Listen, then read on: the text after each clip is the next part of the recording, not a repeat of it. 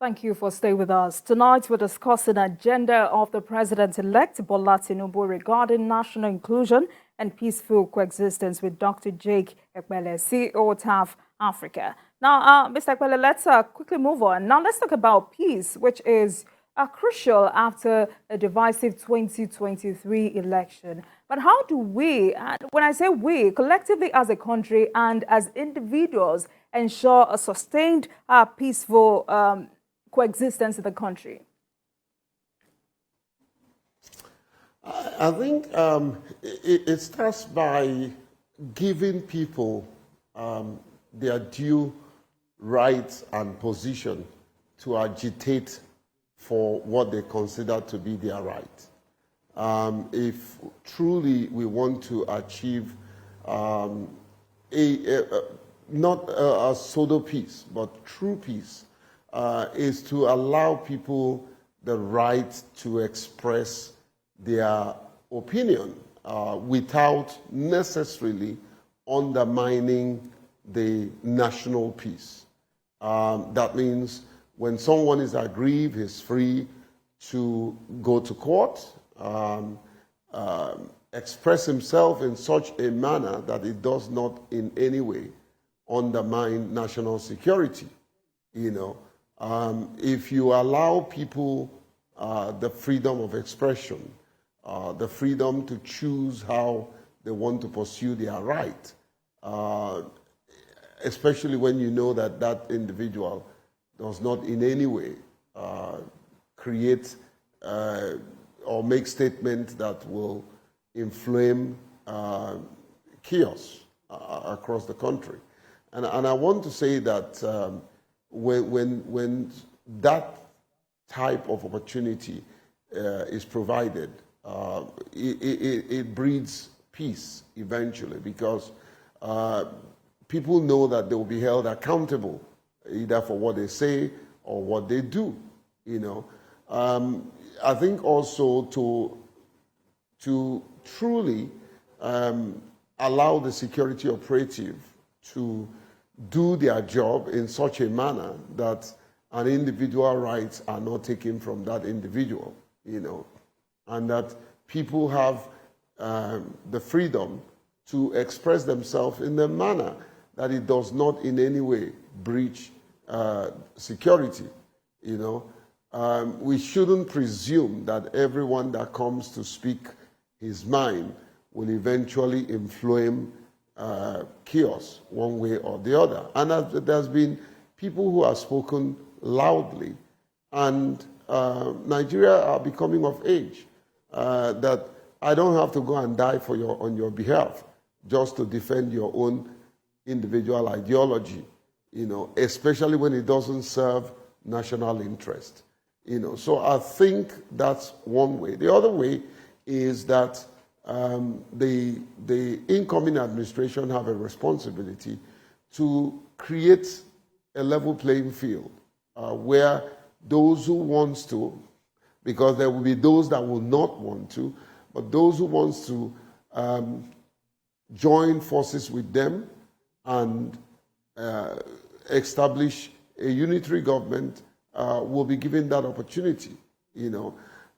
Thirdly, I think also is important, you know, to stop making inflammatory rhetorics, stop trying to castigate individuals and make them feel they are losers, you know, in any way. And also that places the responsibility on those that feel that they have lost, not to also heat up the system or make a statement that will make those who are celebrating their win to feel that they need to protect what they are celebrating. So a lot has to be done, and I think the President-elect must embrace certain segment of the society.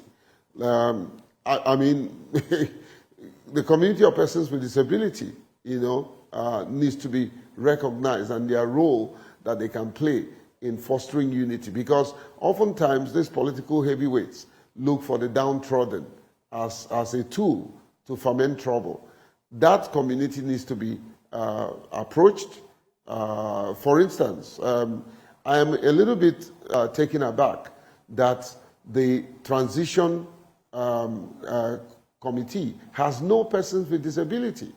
And I think in the spirit of this same unity, the president-elect, even in his own team, needs to quickly appoint at least one person with disability to be part of their transition committee. So when all segments of people are brought to the table and there is proper representation, it fosters for peace. But then let me speak looking into the eyes of everyone who are watching tonight. I repeat, we don't have more than one country. We have one country, Nigeria. If truly you love this country, if truly you want the betterment of this country, you shouldn't be anyone that will call for trouble. You shouldn't be anyone that will call for anarchy. We cannot propagate and defend our right when the country is in crisis. You have a responsibility to ensure that we have one country.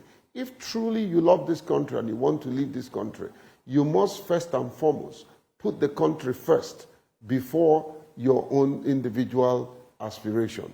So if we don't have one country, if we don't have the country called Nigeria, there will be nobody. You cannot be the president of a troubled nation.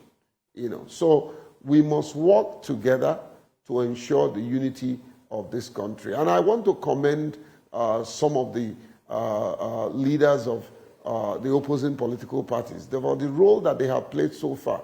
Many of them have carried themselves honorably and spoken in clear terms that they do not want their supporters to go into the streets and foment trouble. And that is very commendable. And the statement of the president-elect today in my state, River State, is very commendable. The fact that he says in no clear terms that he wants the unity of this country, that's state-manly. All right. So another testy decision for the country to make is leadership of the 10th National Assembly. But then why is so much fuse about this? Now I'm going to give you my opinion about what will be the color of the 10th National Assembly. In fairness and in pursuance of equity, we have nobody, I mean, I'm not a religious bigot, but religion has its place in Nigerian politics. Mr. President-elect, we do have you as a Muslim. We do have your vice as a Muslim. The right thing to do, if I'm in your shoes, will be to have a Christian Senate President and a Christian Speaker of the House. That will balance out the religious equation. Now, when it comes to the zonal equation, I'm not an Igbo man. I am a Rivers man. I would go for a Senate President who is from the Southeast. Remember, I'm not a politician. I'm just airing my opinion. I will go for a president who is from the Southeast, and then whatever, maybe any part of the North that doesn't have, is not in the equation, can take the speakership for me. But make sure that both the Speaker and the Senate President are Christians. If you do this, you will immediately appeal to the Christian segment who feels aggrieved on the Muslim ticket. Again, like I said, I'm not a religious fanatic, but we are in a country where you cannot dismiss the fact that religion has its place in Nigerian politics. How will you advise for the equity, political class? that needs to be balanced out. All right. So how will you advise the political class to handle this to ensure equity and promotion of national unity? Well, I think for the Senate president, of course, for the Senate presidency, the ruling party has it. But there's something that wants to play out which will not augur well for the politics of this country. And that is to take the leadership from the ruling party in the in the House. I think we need to watch it. We really need to watch it. Tonight I'm hearing stories in the news about the silent minority who has the majority in the House. I don't think that will augur well for our polity. But however, I'm not a politician. I'm not in the House. I don't intend to be one. It's open to them to decide what happens. But this is my humble opinion. Again, I want to say that if I'm the president-elect, which I may not be, I would go for a Southeast Senate president and, maybe North Central or any part of the North that have not really tested power as the speaker. And then both of them should be Christians. That balances out the presidency and the vice presidents who are Muslim. All right, so let's quickly talk about insecurity, which remains a big challenge in many parts of the country. So what do you think the president-elect needs to do differently to tackle this? I think I've said it before, we need to be proactive. And I'm sure, as a strategist that he has always been called, I'm sure he's doing something at the moment. But we must begin to look at a proactive security measures. A security measures that nips it in the bud. A security measures that will not wait until things happen before we start running helter-skelter. There should be a proactive security measure. I think also he needs to look at the provision of armaments. The very things and materials that our men in uniform, especially the army and the police, requires. The number of police in this country is very small. Increase in number of police personnel will also help. Maybe the involvement of the local community policing, that are truly have been vetted so that we don't arm people that will take it upon themselves to begin to cause mayhem in the society. He needs to do that. He needs to bring certain strategic individuals, maybe ex-military people that have really proven themselves to sit down and design a new security strategy. I think one demography of people that have been underrated is also the social development sector. There are security organizations that are working with development partners that are doing very well. Some of them needs to be identified. I think there is. I would have a mix of security operatives, ex-security people, and some members, key members of the civil society, to sit down and create a roadmap that would deal with the state of insecurity. Again, he needs to be bold to confront certain individuals and certain segments of our society that have been fueling this insecurity. There are a group of people that are benefiting from this insecurity. You need to name them and shame them and bring them to book. When we have individuals who feel that they are above the law, they create more lawlessness in the polity.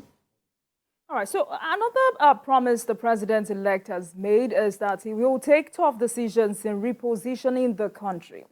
What areas do you think he should focus on? In repositioning the country, I think, maybe if it's bold enough, he should look at restructuring the country entirely, in its entirety.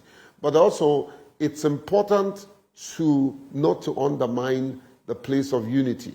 Whatever you're doing, you must feel the pulse of the people that you're leading. You know, if you go against the tide, it might work against you. So he needs to look at strategically the geographical, the economic, the social position of the country in any decision and every decision that he will take.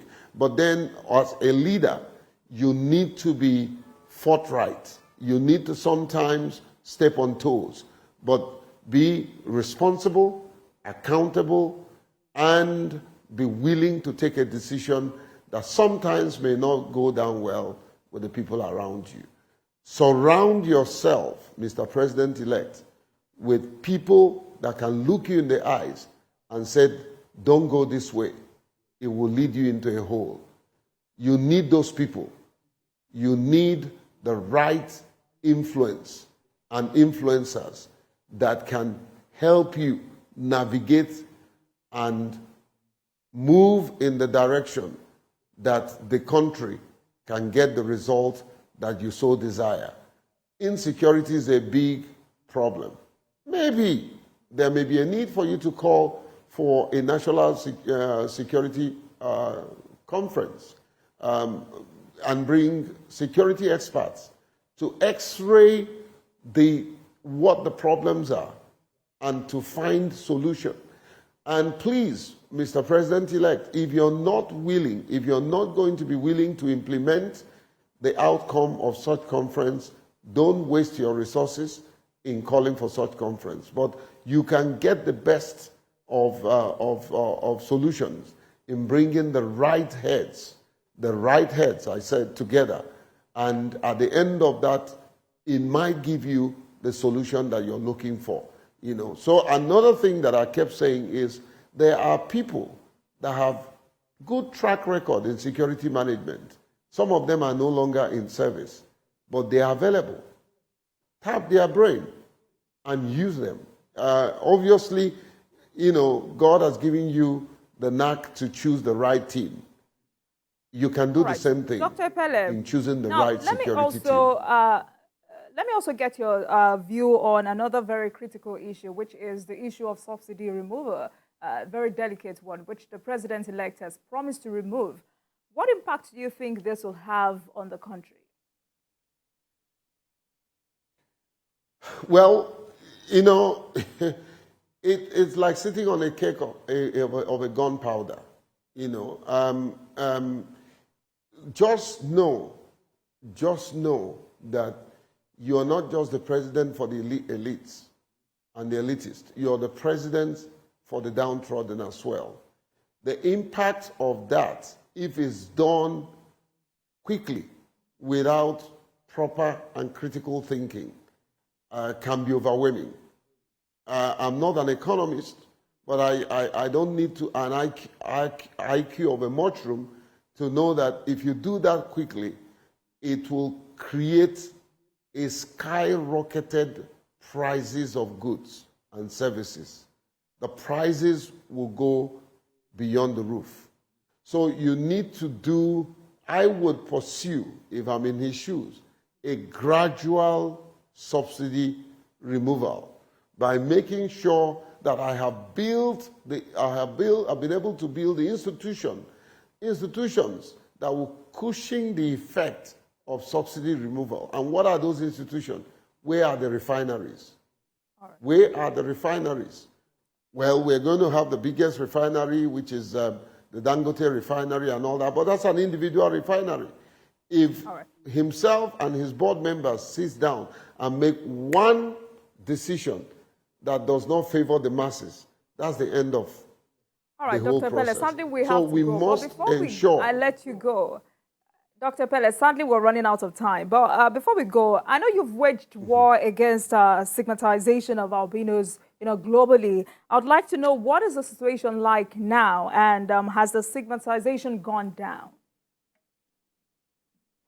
Well, you know, thank you, my dear. I think part of the thing that causes stigma is when the society does not appreciate us and use the right terms. Like, I know that that's not your fault. I'm not being critical of you. It's a general thing. The term albino is actually derogatory and influence, of course, increases stigmatization. I am not an albino. I'm a person with albinism. That way, you're putting albinism, putting my person before albinism.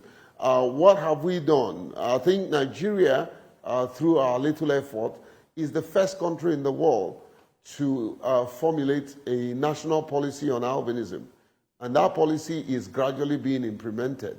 It was that policy that also influenced some of the, and many policies at the United Nations and across many African countries. So today, we're seeing a gradual reversal. Let me give you one instance. Today, I'm proud to say that a person with albinism will soon be sworn in as a governor of a state. And that's my good friend, in Akwa Ibom. Today, we had many people, persons with albinism, who contested the election, except, who won. There are other people that contested that election. So there's been increase in political participation. There's been increase in economic empowerment. Great. There's been increase in employability. So, and Epelle, I sure do well know that there will be increase in appointment of persons with disability as a minister and commissioners. Fantastic. So, in 30 seconds, we're actually out of time. Now, if you meet the president-elect tonight, what advice will you give him to turn Nigeria's fortune around? In 30 seconds. Well, Mr. President-elect, you probably are watching. Be a leader with the listening ears. Listen to what the right people are telling you, not the people that have inordinate ambition. Number two, appoint a person with disability into your cabinet and become our voice in speaking to other people, or governors and governors-elect and those who are sitting governors, to appoint a person with disability as a commissioner. I want to begin by telling your governor in Lagos, please appoint a person with disability as commissioner. Great. I'm sure your messages are clear enough. Thank you very much, Dr. Jake Epelle, CEO at TAF Africa. Thank you for your perspective on the show tonight. I must say that it's just 25 days to the D-Day, and this conversation was one we needed to have. Thank you very much, sir. Thank you once again. Thank you, and thank you for your management for having me. Thank you.